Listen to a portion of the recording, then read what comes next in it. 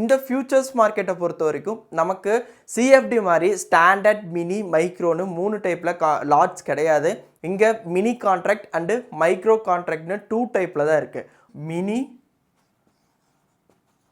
மைக்ரோன்னு 2 டைப்ஸில் தான் நமக்கு கான்ட்ராக்ட் இருக்குது. சிம்பிள்.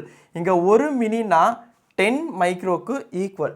2 மினி அப்படின்னா நமக்கு இங்கே 20 micro. 2 mini is equal to 20 micro. Okay, மினியில் நீங்கள் மினிமம் ஒரு கான்ட்ராக்ட் தான் பிளேஸ் பண்ணுற மாதிரி இருக்கும். தட் மீன்ஸ் அதே மாதிரி மைக்ரோலையும் நீங்கள் மினிமம் ஒரு கான்ட்ராக்ட் தான் நீங்கள் பிளேஸ் பண்ணுற மாதிரி இருக்கும்.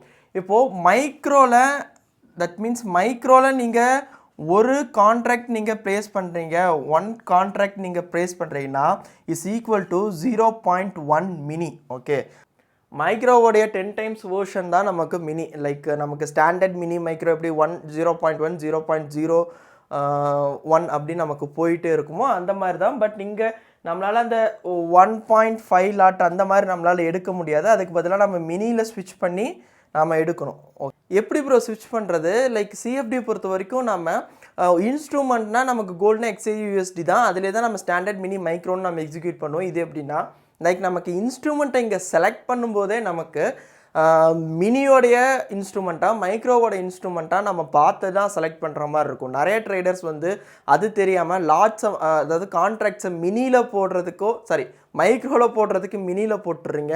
அது எல்லாமே நம்ம டீட்டெயில்டாக பார்க்கலாம்.